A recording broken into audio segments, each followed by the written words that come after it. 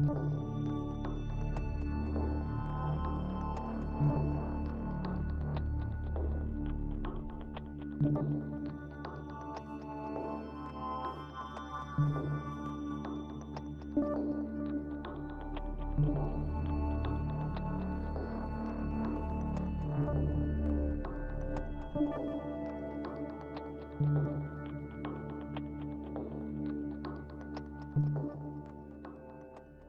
Rants on the Better Sports Network. What is going on, everybody? Somebody has a case of the Monday. Well, that's the way the cookie crumbles. And well, Bob's your uncle. Rants on the Street with Thomas Stevens. Shout out to my producer, Tyler Soto. Boom.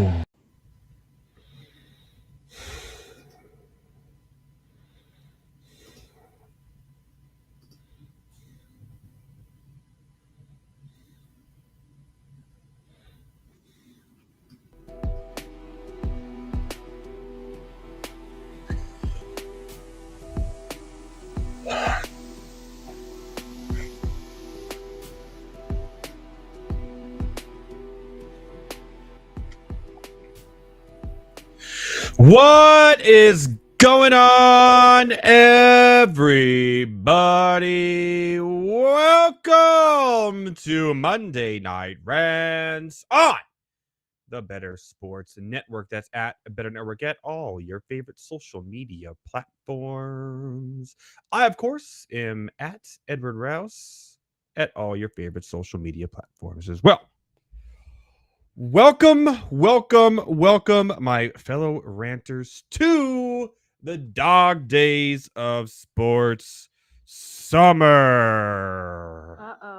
Sounds like somebody's got a case of the Mondays.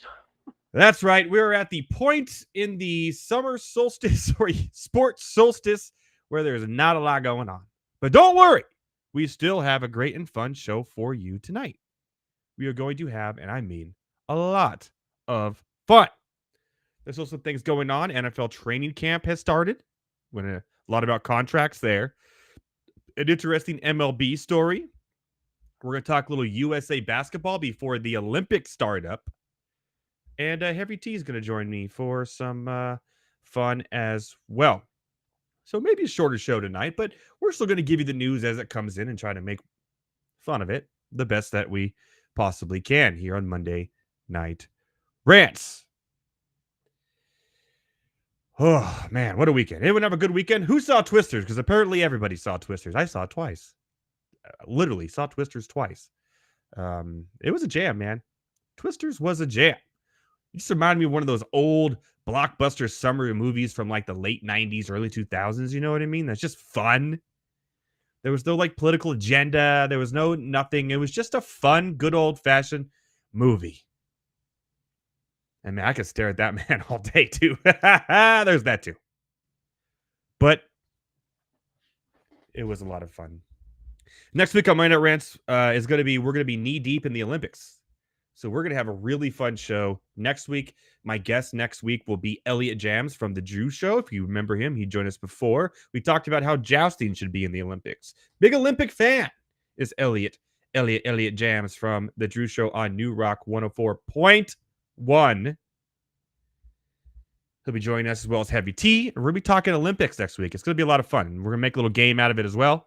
And also be talking a little MLB trade deadline. A little bit of that tonight, too, because the trade deadline for MLB is next Tuesday, a week from tomorrow. And a lot of interesting names on the board. I'm going to ask Heavy T about that, see what he thinks. And, of course, next week we'll be, again, knee-deep in the middle of the MLB trade deadline. We'll have some news, probably some breaking news as things are happening like we did last year on Monday Night Rants. So that will be next Monday. But tonight, welcome to the Dog Days of Sports Summer, baby. Without further ado, let's get into the rant lines. Yes, the rant lines. NFL training camp has kicked off. A couple of quarterbacks there being said that they will, and I quote, change the market. Now, this is a very, very interesting thing we got here between Jordan Love and Tua. Now, Jordan Love obviously sat behind Aaron Rodgers for a very long time. until he got his start and was really good last year, number 2 in the NFL in touchdown passes. Led his team to a beatdown of the Cowboys at the playoffs. 1 year under his belt as a full-time starter. Now, was a good year. Was a really good year. Tua has a couple years under his belt, but injuries are a concern. But a lot of talks out there are saying that these two contracts could shape the quarterback market. So there could be a world where this time next year, Tua and Jordan Love are the highest paid quarterbacks in the NFL. Now, I'm just telling you what I read, what people are saying. That is absolutely insane. Obviously, right now, Love is holding out for a new contract.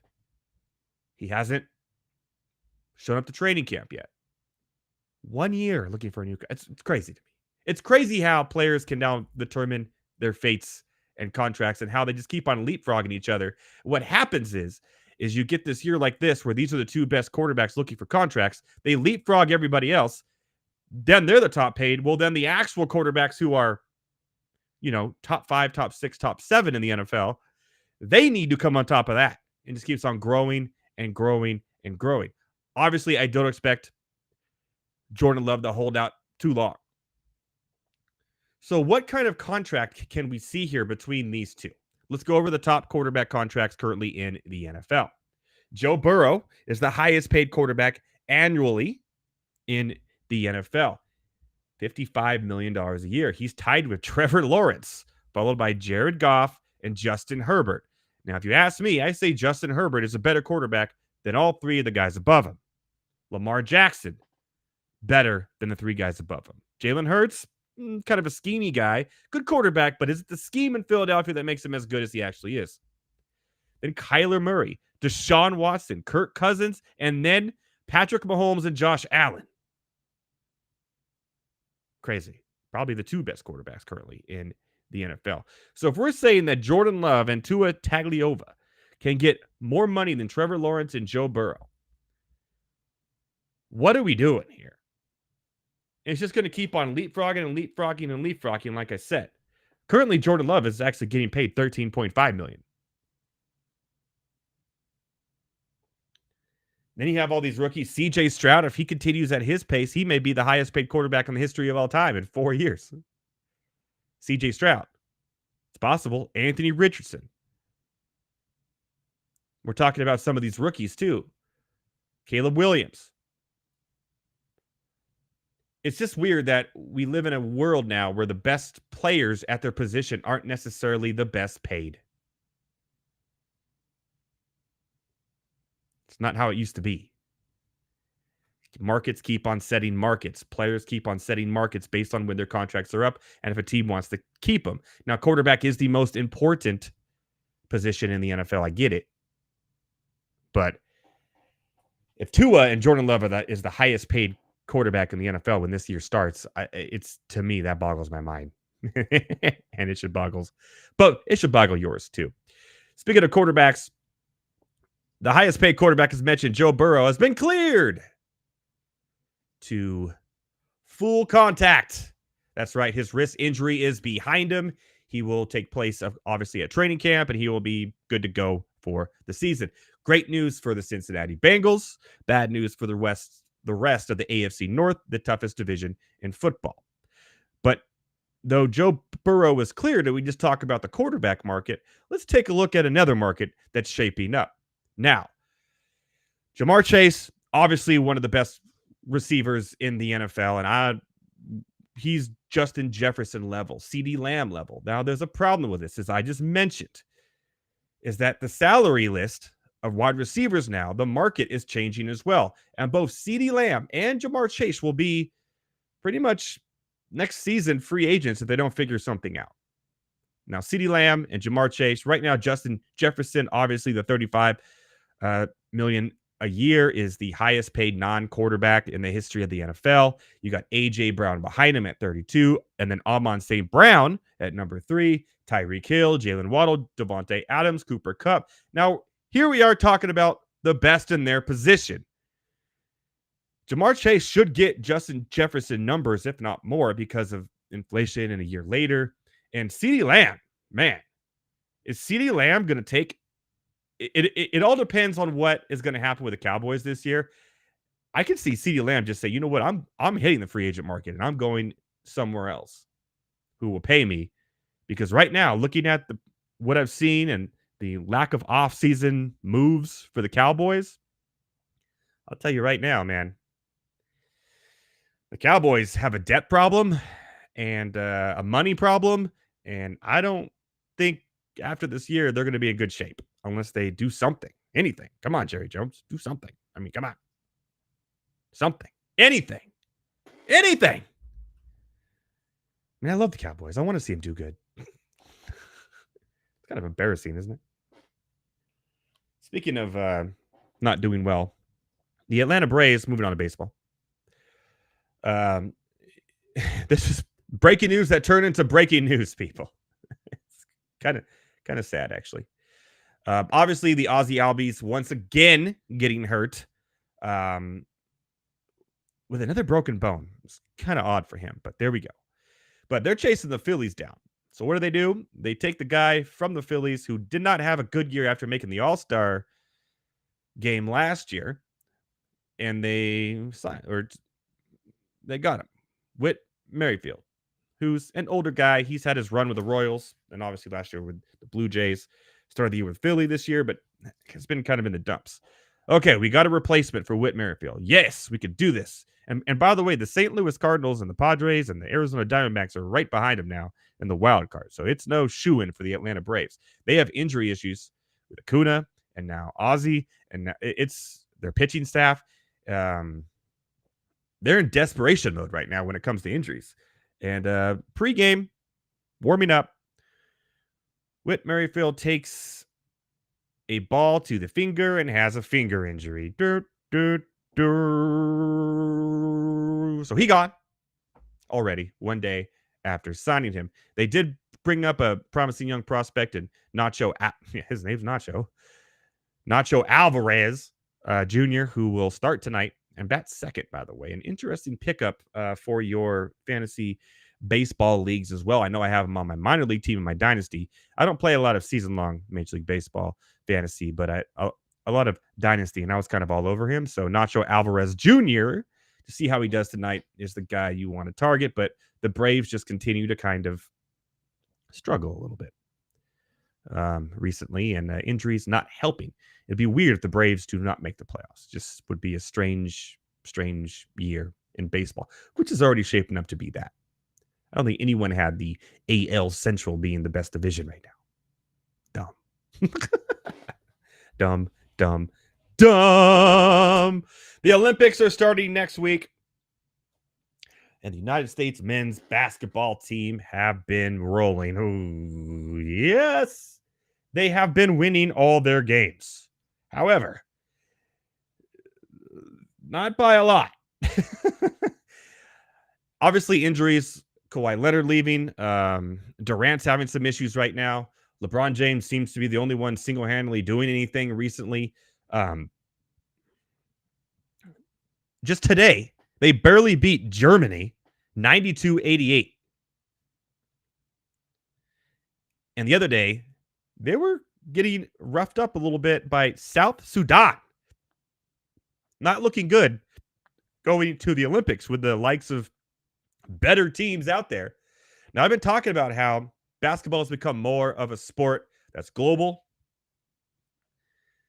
We've seen Spain get better over the years. Argentina, who upset us and won the gold medal in 2004. Remember that?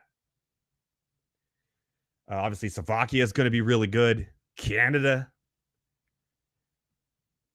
I'm a little worried about this USA team. A little worried. And obviously, the rules are different in Olympic play. But yeah, so 19 times in Olympic history, we've had men's basketball. 19. You know how many times the United States men's basketball team has not won a gold medal of those 19? 4. 1972, 1980, 1988, and 2004 against Argentina, like we talked about. Remember that year? They lost 2 games in round robin and barely made it into the next round. But yes, we got some stars and some role players on this team. It's just not the same dream team we remember from the 90s. It's just not. They're not as good. And basketball is becoming more global. I would not be surprised if the United States lose some games, hopefully in the round robin, before we get to the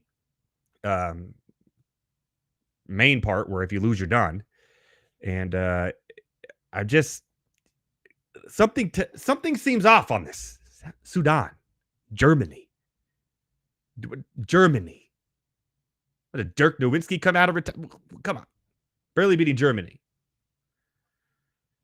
So, a little worried. More on that next week, though, during our Olympic show when we talk about it. But these last 2 games, not encouraging, as I said. So, good luck, USA. By the way, the women's USA team has been absolutely dominant. And I don't see them losing at all or a game. I think they're guaranteed to win. Why Caitlin Clark isn't on the team, I still have no idea, and I think it's embarrassing. But they should be fine, and they should win. Did you guys see that they have 3-on-3 basketball? 3-on-3 basketball in the 3-on-3 basketball, like the Ice Cube League, whatever that one is that they have 3-on-3. Did you see the men's 3-on-3 team? You know who the captain of the team is for the 3-on-3 team for the Olympics? Jimmer Fredette. Jimmer Fredette is the captain. The rest of this team consists of Rick Barry's son, some guy named Kareem Maddox, and another guy named Dylan Travis, who played for NCAA Division II. You can't find a better 3-on-3 team to represent the United States than this one? How old is Jimmer Fredette? What is going on here? Oh, he's only 35. Jeez. Feels like he's 50 by now, doesn't it? 3-on-3. Who would have thought? Good news came out of basketball today, though. Really good news.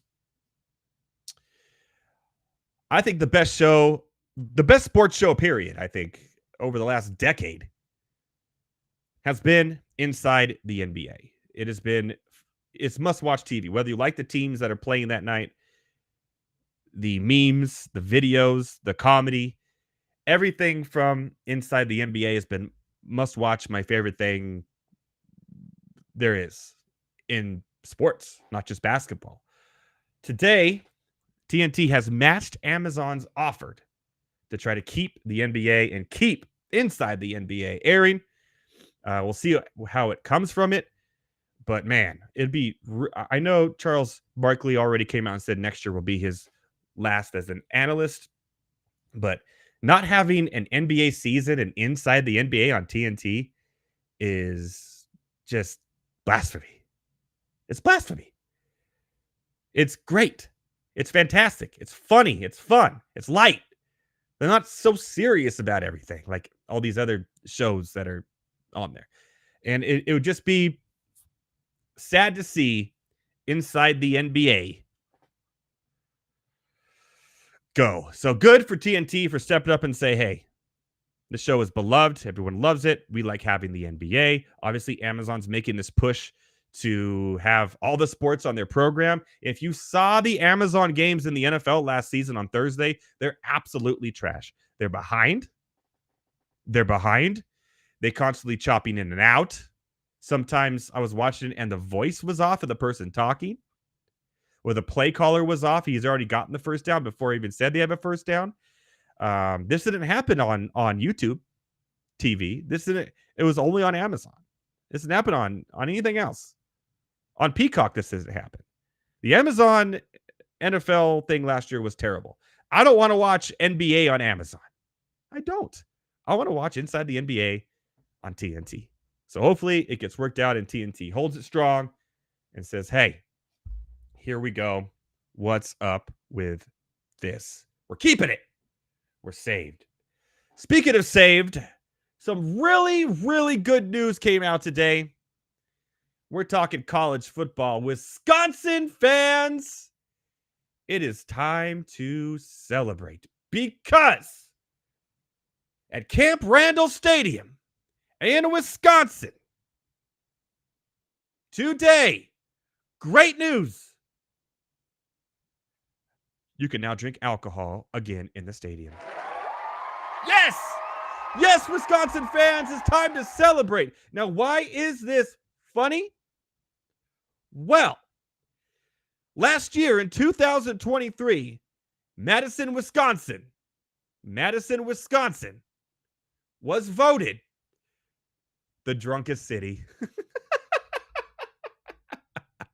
And now they can not only drink at tailgating, but they can drink at Camp Randall Stadium as well. Just as the Big Ten expanded, and they're probably going to get their ass whooped by a lot of better teams who just joined. Good. They could drink it away and have fun doing it. I thought that was fun. Shout out to Wisconsin. Why not? Wisconsin. I've never been to Wisconsin. Anything good happen in Wisconsin? You should ask Heavy T. I bet he would know. On the show, obviously, we do a lot of stuff with logos and jerseys and logo changes, and we rate them. You know, obviously, the City Connect jerseys in Major League. We gave the wonderful Denver Broncos jerseys an A+. Oh, wait. That was an F-. My bad. I forgot. Heavy T will join us next to talk... what say ye, Heavy T? But first, the best logo change I've ever seen. But first, this. Changed the logo, the football logo, and this is the old one, and I just want to say I am very happy with the change. The graphic design of this is insane. Yes, they need a pay rise, bro, because look at the design now.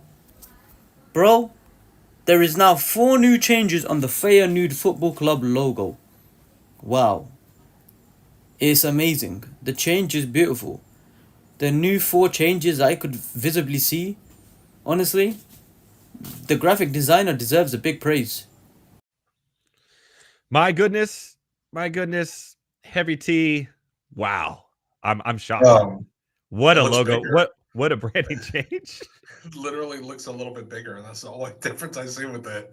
I saw that earlier, and I was just like, "What am I looking at?" So they're gonna have to change all their T-shirts, all their hats, everything they sell to that from that with a slightly bigger logo.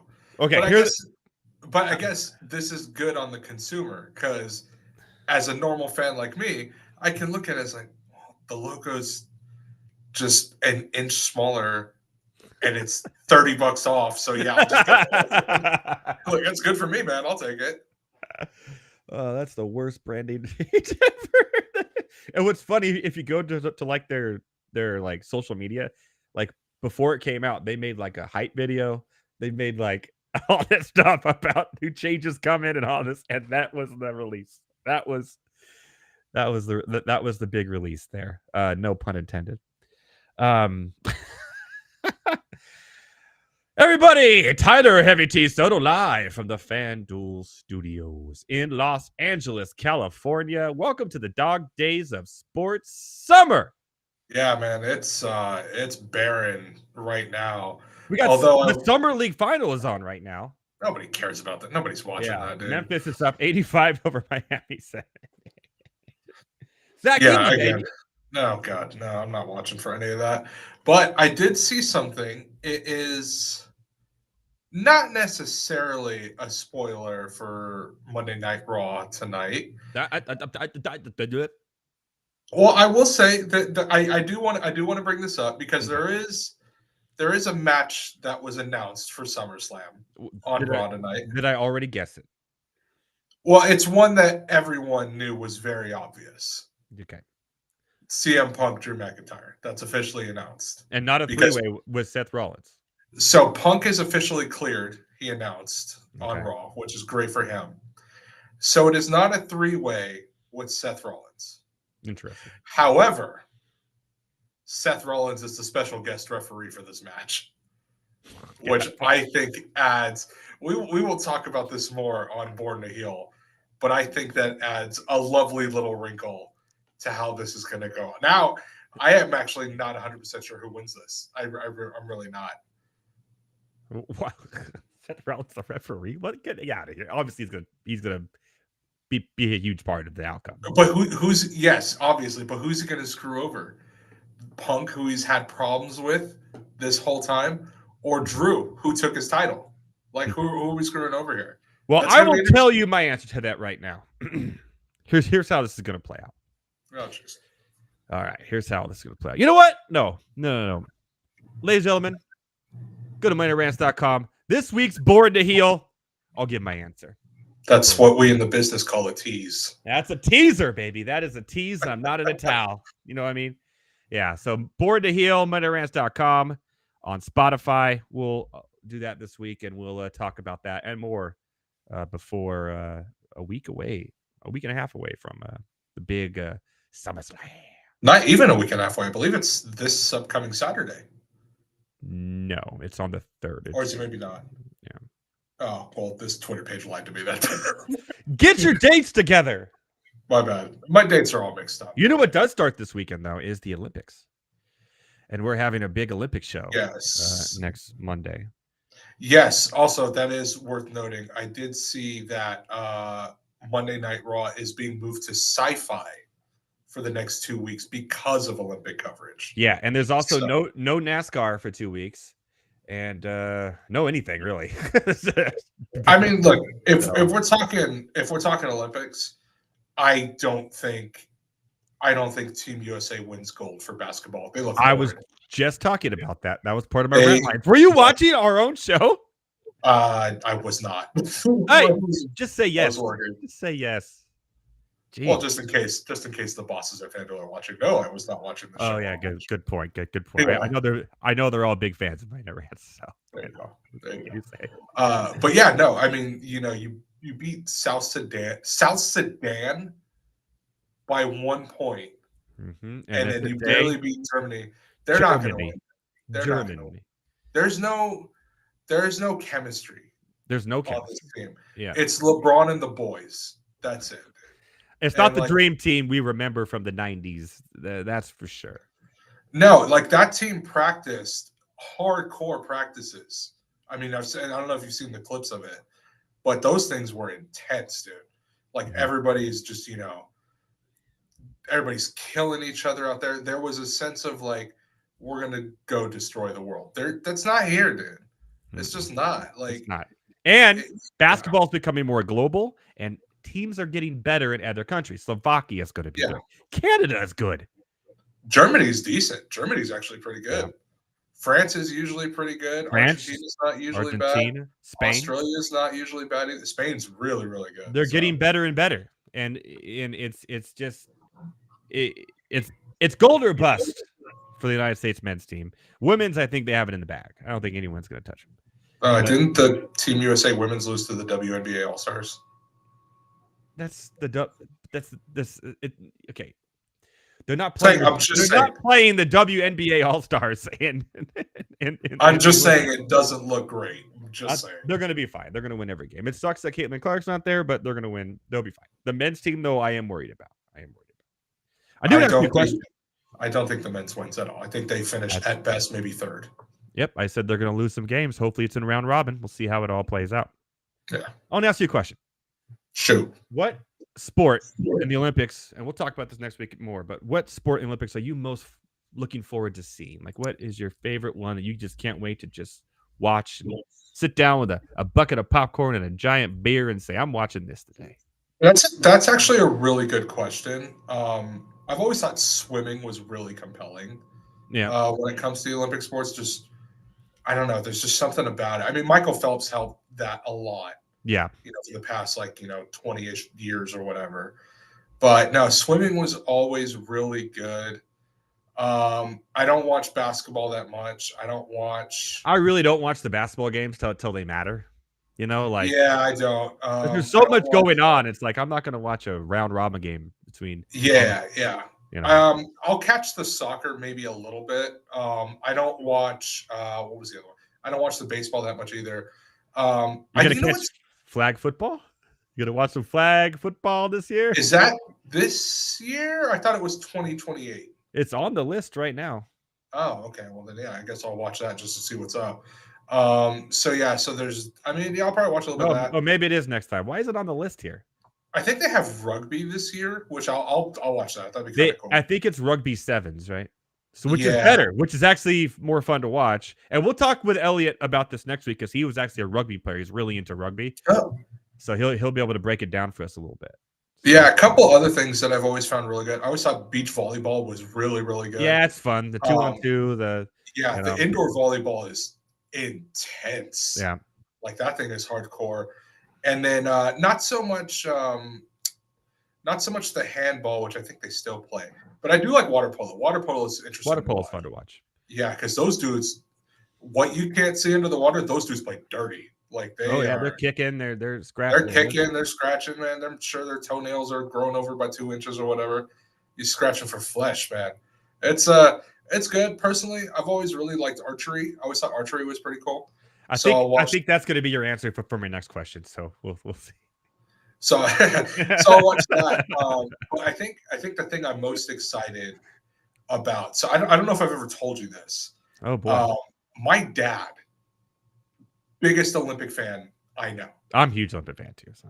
No, trust me, he's bigger. And I say that because ever since this man had a job in like the 80s or whatever, he takes the 2 weeks off. That's his vacation days. He takes the 2 full weeks off. Okay. I'm not kidding. The last Olympics, which were 2021 because of the COVID stuff, so they moved it a year later. Yeah. So the last Olympics in 2021.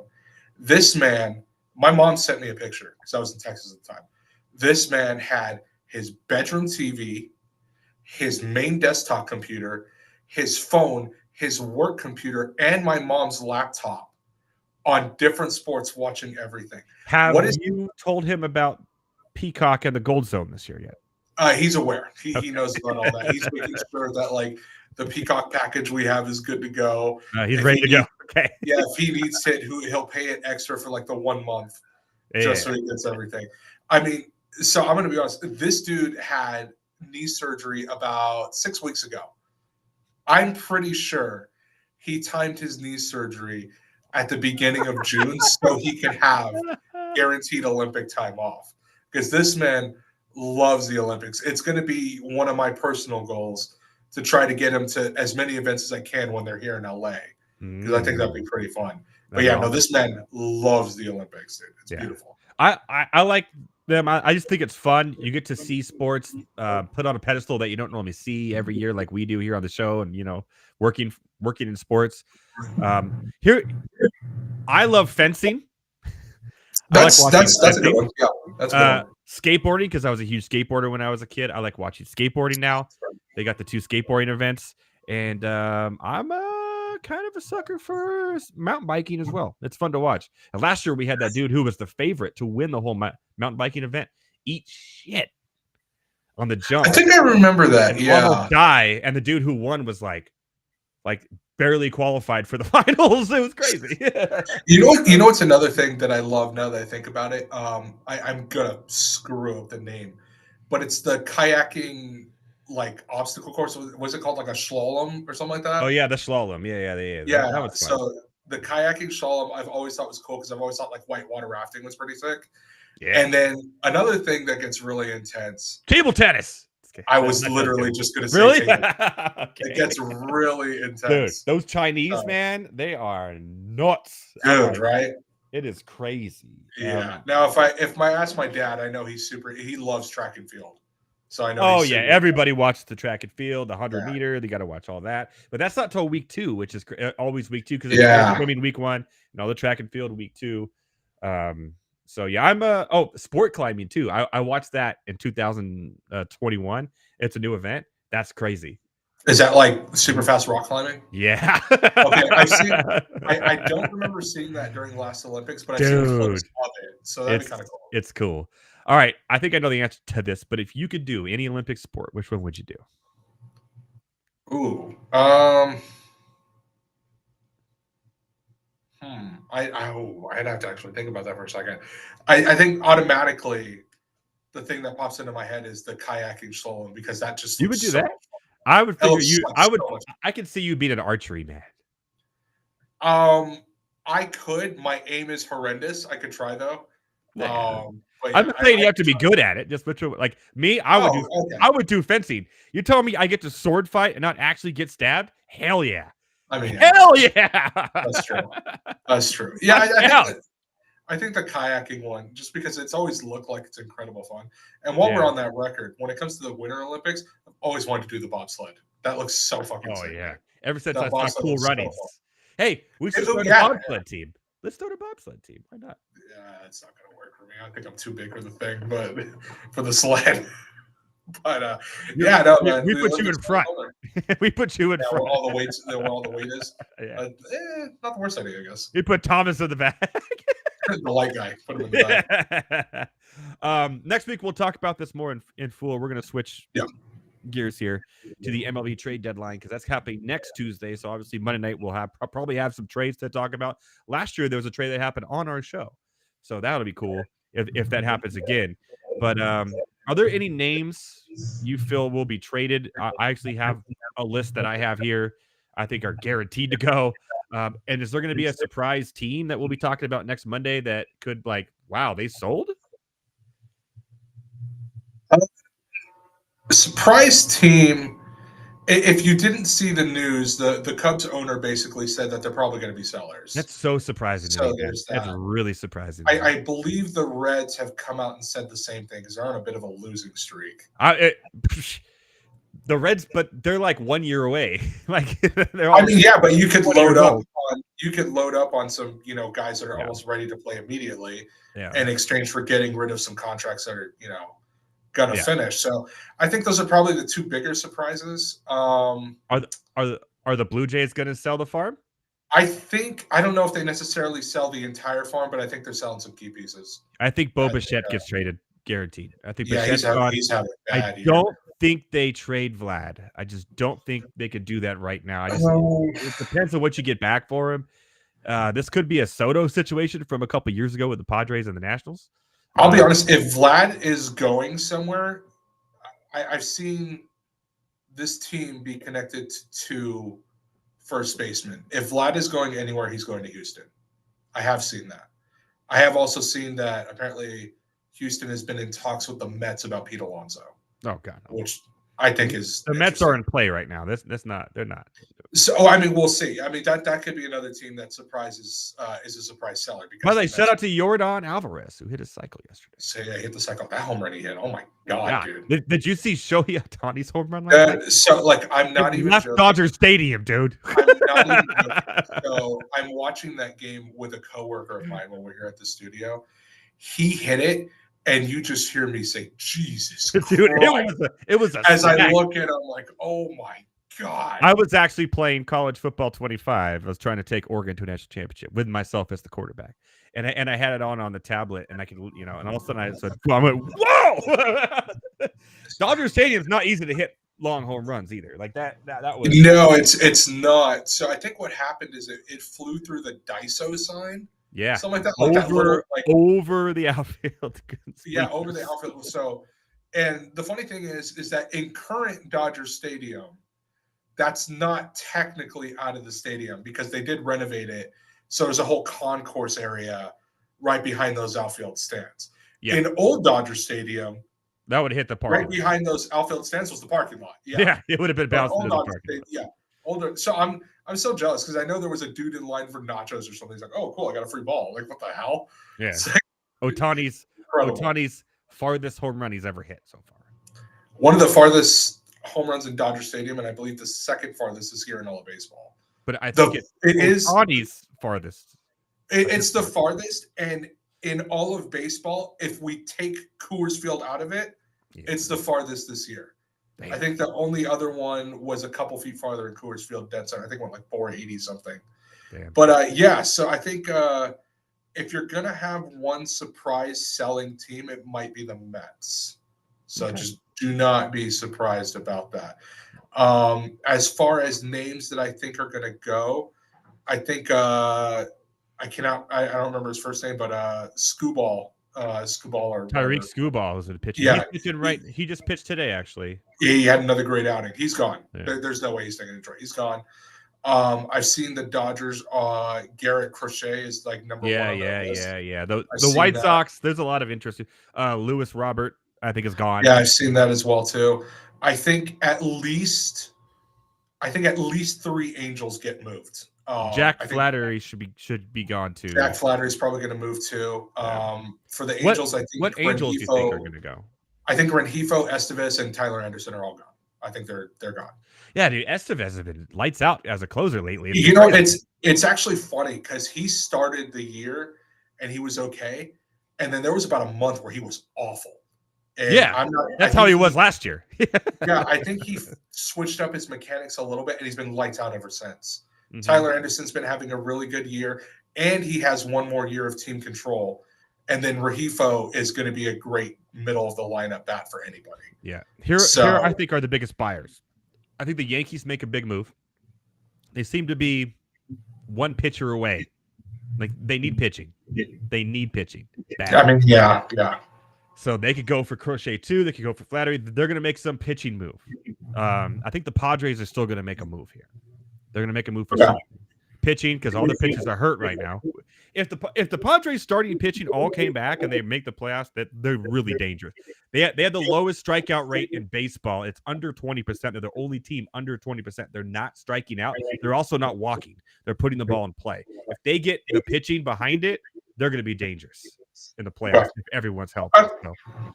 So, also Cleveland, the Guardians could be.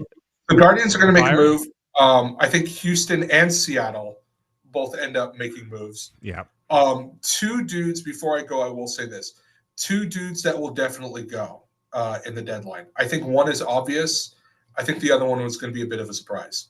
Okay. The one that's obvious, Brent Rooker in Oakland is having a monster. Monster. He's really, really monster good. Year. So he's going to be a perfect 3-4 hitter for. You think they get rid of Miller too in Oakland if the price is right? It's possible. Yeah, I think the price would have to be right. But would he have the fastest pitch in All-Star game history here the other night? Yeah, he had the fastest pitch in All-Star game history, and I believe he has the 2nd fastest pitch in baseball this year. Whew. So there is that. Now the name that I think is going to be surprising, I think Jazz Chisholm gets moved. I could see that. I think they're done with him, right? They have to be done with him. It's not that they're done with him. They moved him around. He's very streaky. I was high on him earlier, and now I'm just I'm done with him. But it's not just that. Even if he does get hot, they're still going to lose because they are terrible. There is nobody on that team that is really good at anything. They're just bad. Surprisingly, the only guy that's consistent is De La Cruz. He's just consistent. Yeah. He's not great. He's not bad. He's just consistent. Yeah. And he's the best player this year. You should have known that the Marlins were going to be sellers this year. I mean, obviously they're going to be sellers, but they traded a rise in the first 2 weeks of the season or something. They got a lot of arms that are interesting. One of them the reliever. I can't remember his name. I'm blanking on his name at the moment, but they're going to be a good one. But that's who I got, man. So I like it. We'll talk about it more next week. Yeah. Well, obviously, as things actually happen, but we're just kind of previewing this year what we think could happen. Next week, we could be talking about it completely different. They also have, they could trade Edward Cabrera would be an interesting arm. They could trade, get some value for Trevor Rogers, Jesus Luzardo. They got some arms here. AJ Puck. So, but they're kind of a team in kind of disarray right now. And the Rays, they need to do something. They're not playing. That's another team that's going to end up being sellers. I think they've already said that too. Think so? Wow. So I think that's another dude I think is gone. I think Rosarina is probably gone. No. Yeah, no, they've hinted that they're going to move on. Lowe would be an interesting if someone could pick up Lowe right now as a second base or middle infield. He's always a good hitter. Terrible defensive. This would be this guy right here, and this will be my last one because I do got to get back. This guy right here would be a very low risk, high reward. Because I don't think you'd have to give up that much to get him. If the Rays decided to part with Jose Siri, that dude can get. Oh yeah. He's another guy who's very streaky, but when he streaks, he goes through the gymnasium and into the quad as fast as anyone. I think the problem with him is that and I saw it firsthand in Houston. His antics will get under people's skin, like his own team's skin. Yeah. Doesn't he dye his hair and do weird stuff and wears? That's weird why he earrings hasn't really stuck around. He's kind of like I saw him play here in guess- Fresno and AAA one year. That's crazy. yeah. There's a reason why he was in AAA for so long. It's Yeah. because he's known as like not necessarily like I guess maybe like a bad boy, but he's like a very immature bad boy, if that's the easiest way to say it. Like it's, but like I said, low risk, high reward because you could probably give up hardly anything to get him, and if he doesn't work out, just get rid of him. Another low risk, high reward that happened today that is very interesting, by the way. And maybe a change of scenery after this guy was just an all-star last year. Ty France got just straight paid by Seattle. If I'm the Padres right now, who only has one first baseman on the roster, Jake Cronenworth, who's been great this year, go get him right now because he can also Ty France is a good option. Also, the Dodgers DFAing James Paxton. Another one too. Yeah, that one. Now he was supposed to pitch tonight. No, he pitched last night. He pitched last night. He did pitch last night. Yeah, that's right. Keep this in mind. His record is 8-2. He's a pretty good pitcher. A little deceiving because his ERA is over 4. Yeah, but he'd be a good back end of the rotation kind of guy. And he got DFA'd. You can basically get him for free. So yeah, same with Ty France. If I'm a major league team, right. I'm picking him up before he goes to AAA tomorrow. Which we'll see. It's going to happen. Somebody is going to pick up Ty France tomorrow before he goes to AAA. Yeah, trust me. That dude has mechanics where he could be a 280 hitter. He's been on the All-Star team for Seattle. He was great in the Padres when they traded him. So there you go. All right, man. Tyler Heavy T Soto. Check out Born to Heal. It'll be out either Thursday night or Friday this week. We'll talk about what happened on Raw tonight, what's going to happen on SmackDown, and preview SummerSlam, some more. And you'll be back next week for our Olympic episode. More of what's going on in the Olympics, what's going to happen. And I'm going to get into the betting market here on the Olympics. So more on that next week as well. We're going to have some fun with that. I'll make a little game out of it. Sounds good, man. Enjoy your night, man. We'll talk to you soon. We'll see you Thursday. Tyler Heavy T Soto. I have a promo I was supposed to do a long time ago. So I'm just going to do it now. Because, hey, we're in the dog days of sports summer, baby. Not much more to talk about anymore tonight, but I do have to tell you this. There's a baseball game to be played tonight between the Dodgers and the Giants, and I'm giving you a free prop pick right now. A free prop pick. Your last-minute prop pick. Get it in. You got about 20 minutes before the game starts. Your free prop pick for the Dodgers, Giants tonight from me. It's going to be a winner because I've been on fire on these K-props, baby. I've been absolutely on fire on these K-props, so get it in. Brought to you by bestodds.com's Strikeout Pro. Sure to go over his strikeout total tonight. Using the Strikeout Pro from bestodds.com, I found some data that told me that Blake Snell would struggle throwing Ks tonight against the Dodgers. Now, the Dodgers are in the middle of the pack when it comes to strikeouts per game this season, but against left-handed pitching, they shoot up to 4th in the league, striking out at only 20.75%. Snell's Achilles heel, which it's always been, walks, base runners leading to runs, and not pitching enough innings. And the Dodgers just happen to have the highest OPS against left-handed pitching this season at .793. Snell has only gone over 5 innings once in his last 5, telling me he's not going to stick around long enough to hit the over on the 6.5 strikeout mark. Take the under. Get all of this information to make your own picks using the Strikeout Pro at bestodds.com. Go to bestodds.com/strikeout and start your free trial with no credit card required today. No credit card required. bestodds.com/strikeout. Also, you know, I'm a big Nerfy guy. They rock the Nerfies too. Their Nerfy tool is the best, man. I use it. I've been crushing. It's bestodds.com/Nerfy. And they have all the stats just for the first inning for every team. So you don't have to do crazy, try to look it up online, try to find roster resource just first. It's just all right there in front of your face. The best data to win your Nerfy bets and also strikeout props. So check it out. bestodds.com/strike or Nerfy, or make it easy. Just go to bestodds.com/Edward and get your free trial. No credit card required. Try it for 7 days. If you don't like it, well, you will. Trust me, it's an awesome tool, and I started winning bets after more often when I started using it. So give it a try. Free. No credit card. Winner, winner, chicken dinner. We got about 10 minutes left. Here's what I'm going to do.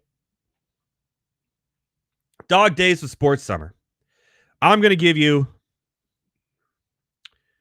fantasy football rankings from me. I'm going to run through what I think are going to be the top 10 quarterbacks when it's all said and done after this year in fantasy football. You could argue with me. You could agree with me. Put it in the chat. Sorry, I haven't been reading a lot of your chats tonight. It's been kind of a busy night. I see them. I see you in there. By the way, no matter where you're watching, whether it's YouTube, Facebook, Twitter, Twitch, or what, all the other random platforms we're on, I see all the chats in one place. So this is the time for you to argue, rant with me, if you will, as we talk about this.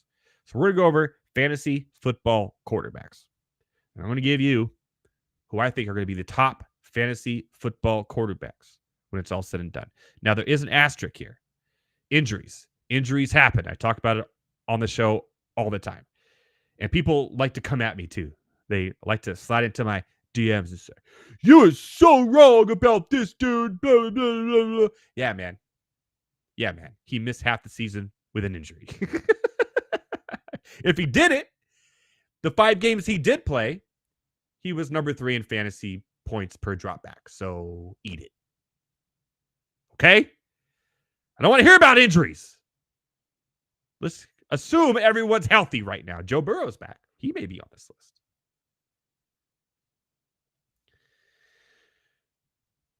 Last year, Josh Allen was the number 1 quarterback in fantasy. He's been the number 1 quarterback in fantasy 2 of the last 4 years. The other 2 years, he was QB3 and QB2. There's no way I'm leaving him off this list and not my number 1. The receiving core has a lot to be desired this year in Buffalo. Obviously, trading Stephon Diggs was crazy. I'm not a big believer in Keon Coleman. I may eat crow. Keon Coleman reminds me of Kelvin Benjamin. Ugh. But with Josh Allen as your quarterback, and Kelvin Benjamin had some couple good years before his laziness and his off-the-field antics kind of forced him out of the NFL. But Cam Newton and Josh Allen are kind of similar quarterbacks too. So Curtis Samuel's a very interesting addition in Buffalo too. But Josh Allen is going to rush a lot this year. He's going to get a lot of rushing touchdowns. He's going to get a lot of rushing yards.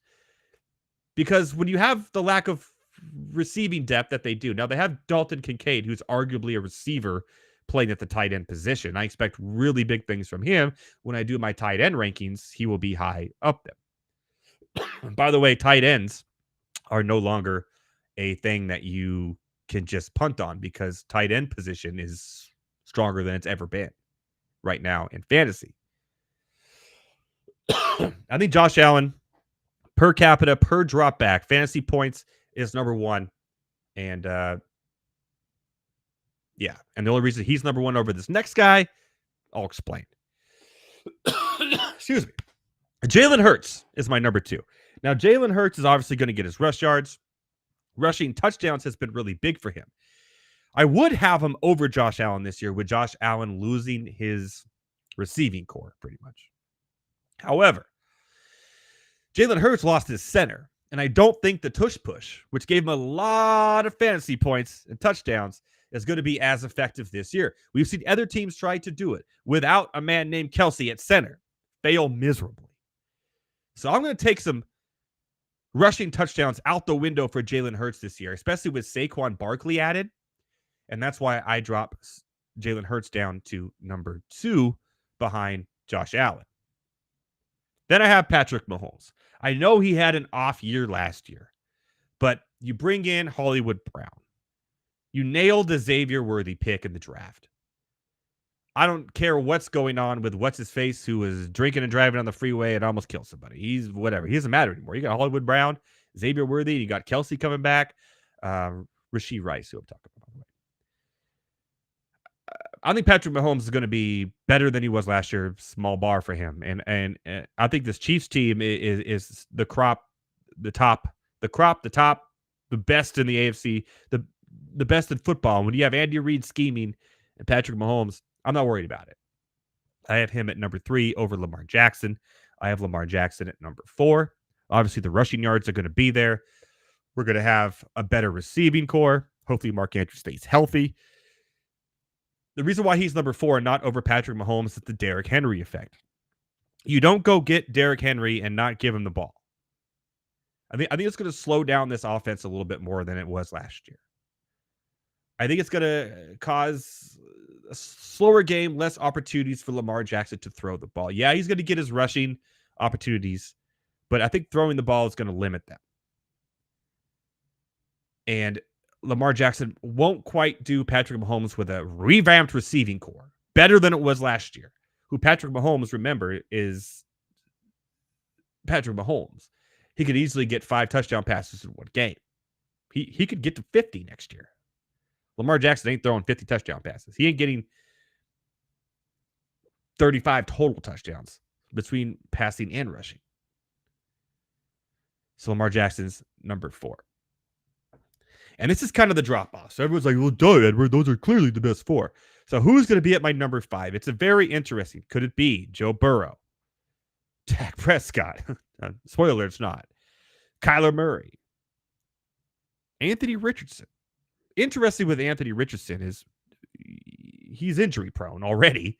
But the games he played last year, Anthony Richardson actually had a better fantasy point per drop back than Josh Allen did, who was QB1. So if he continues that, and obviously you got Jonathan Taylor, you got Pittman, you got good receivers there, but Anthony Richardson could have a good year, but I'm not ready to put him at 5 yet because the sample size is too small in the NFL. And the injury thing, I mean, he when did he play? 3 games? The 4 games, he left 2 of them with an injury? 3 of them with it is I'm not doing that. CJ Stroud's my number 5. CJ Stroud. You look at the weapons he has, adding Joe Mixon, who can catch the ball to the backfield, takes the pressure off him. He's not going to get a lot with his legs. But man, the weapons he has, the team he has, the revamp of the offensive line, the revamp of the team. I think CJ Stroud has a top five fantasy season next year at the top of the list of quarterbacks. And he's not going there. He's not going in the top 5 when it comes to ADP. You got Joe Burrow, Kyler Murray, Anthony Richardson, Lamar Jackson. People are really high on Jaden Daniels. They're drafting Jaden Daniels way too high. Now, I may be wrong about it, but when it comes to rookie quarterbacks and their ADP is a top 10, nah. I want to see something first, and maybe I miss. Maybe he does become RG3. Maybe he does, but I missed. But I'm more than happy instead of Jaden Daniels to take, I don't know, Jordan Love, who's I've seen, Justin Herbert over Jaden Daniels. And Jaden Daniels versus Caleb Williams, it's going to be a tough one for me. Because out of the pocket, Jaden Daniels and Caleb Williams in college made some mistakes. Out of the pocket, their IQ went down in a way. So it'll be interesting how they move to the NFL level. I have a little bit more confidence in Jaden Daniels than Caleb Williams. A little bit just because he does have some legs. I'm talking fantasy here, guys. I'm not talking normal. Like, if I think the Bears are going to be better than the Commanders. I think the Bears will be better than the Commanders. And after that, after my 5, with CJ Stroud, I think Kyler Murray has a big year. Marvin Harrison Jr. is it, man. Marvin Harrison Jr. is literally DeAndre Hopkins. He's Jamar Chase, CeeDee Lamb. He's an immediate number 1 that Kyler didn't have last year. And by the way, when Kyler came back from injury last year, he was one of the best fantasy quarterbacks in the league all the way through. He almost carried me to a championship because I held on him. It sucked they had Jordan Love too. But hey, it's the way the cookie crumbles sometimes. So I like Kyler Murray this year a lot. And by the way, don't sleep on the Arizona Cardinals team in general. I think they're going to be a little bit better than people think. Last year, they were supposed to be the laughingstock of the NFL, and they beat the Cowboys. And they were playing tough into games. This young, scrappy Arizona Cardinals team could be an upset team. I'm not saying they're going to make the playoffs, but they could beat some teams that should make the playoffs and maybe could cost them a playoff spot. Their offense should be pretty good, and I'm kind of excited about it. And I'm excited about a lot of the players on the Arizona Cardinals offense that no one's drafting that you could draft as well. Like Greg Dortch. Late. Kyler Murray should have a good year. I'm not high on Dak Prescott. I think Joe Burrow, I'll give him, he's going to be fine. He has obviously the weapons around him, but give him a week or two to kind of ease back in. But he's still in my top 10. And the last person in my top 10, which I think will make a difference here from quarterbacks. A lot of people will be like, what the hell? What? It's not Justin Herbert. I'm going with Jared Goff. Jared Goff is not being drafted high enough. This Detroit Lions offense is going to be absolutely crazy. Laporta could be tight end number 1. Amon St. Brown. Williams now has another year healthy. Or not suspended. They're going to make schemes for him. Jared Goff could be a top 10 quarterback when this is all said and done. Another year in Detroit with this offense around him, good offensive line. The only thing that kind of scares me is if the defense plays better, because the only reason why Jared Goff was so good last year is because their defense, their secondary was so bad that he constantly had to throw the ball a lot late in games. Even though Montgomery, who has his injury prone as well, Jahmyr Gibbs, by the way, when I do my running backs, he's going way too high for me, and I'll explain why. But Jared Goff, I think he's my number 10 right now. And this could all change before the season starts in a month or so. But don't sleep on Jared Goff and where he's going in drafts, ADP, and Deshaun Watson is going ahead of Jared Goff. You're high.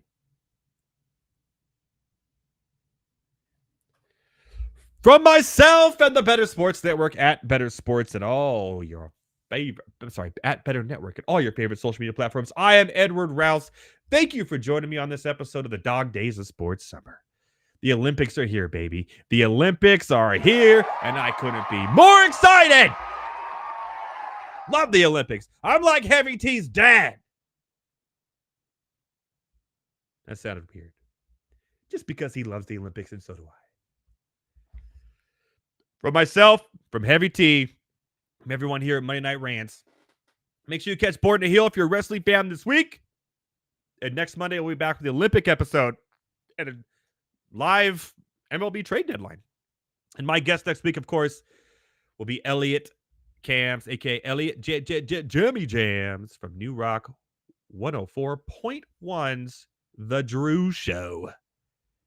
You can catch that on the New Rock 104.1 app, which I am on also on Fridays. We have a lot of fun. And if you don't live here locally in California, well, that's why there's an app. You can listen to it wherever. Also go on SoundCloud. Also go on Spotify. You can listen to it wherever you are. You can listen to me, listen to Elliot and Drew and Jess and everybody. I talk sports on Fridays. Elliot will be here on Monday talking sports with me as well. We'll see you next week, my fellow ranters. Enjoy your dog days of summer week. And remember, as always, a big shout out to our boy here on the show. I hope you're listening. I hope you come on soon. I'm going to hunt you down and find you at the Chase branch you work on. Work at. Shout out to our boy, Taj McGowan. We'll see you.